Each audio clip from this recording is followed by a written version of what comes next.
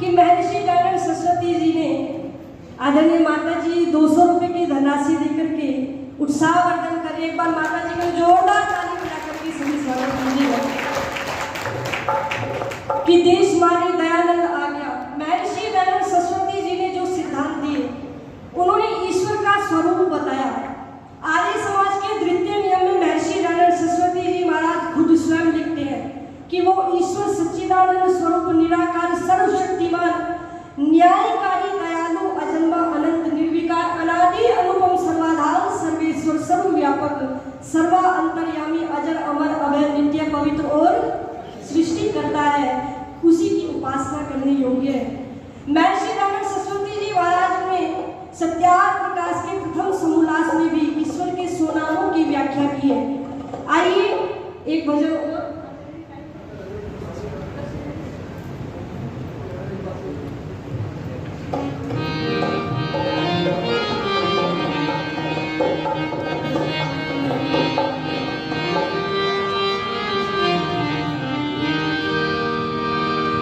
महर्षि दयानंद सरस्वती जी ने सत्यार्थ प्रकाश के प्रथम समोल्लास में ईश्वर के स्वनामों की व्याख्या की।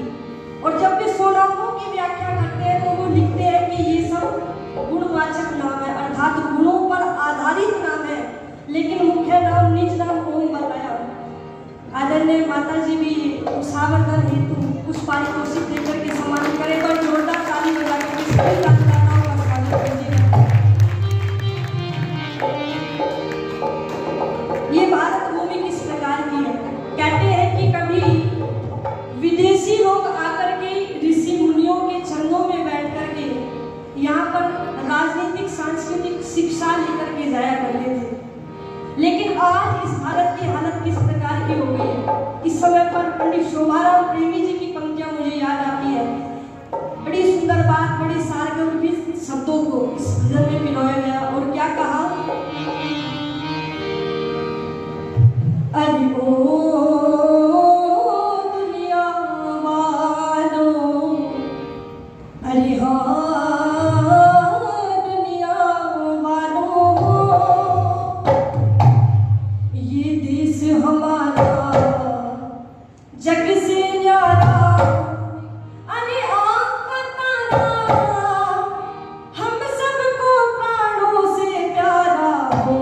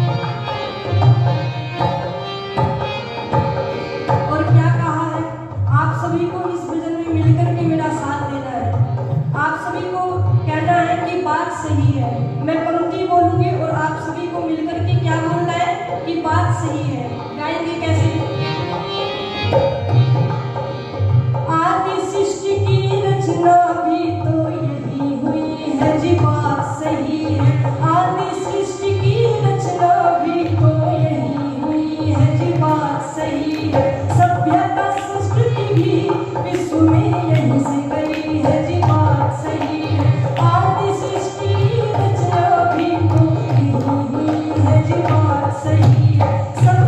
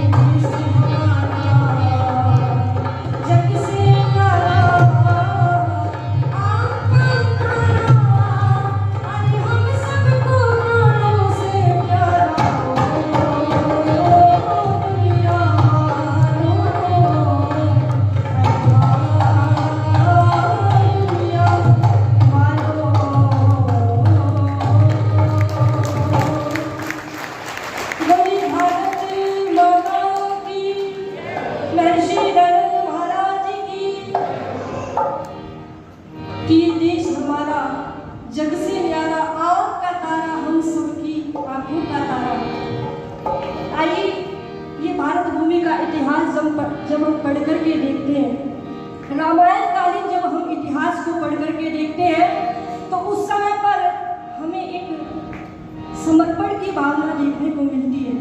लेकिन इसके विपरीत जब हम महाभारत कालीन इतिहास को उठा करके देखते हैं, तो वहाँ पर हमें स्वार्थ की भावना ज़्यादा देखने को मिलती है।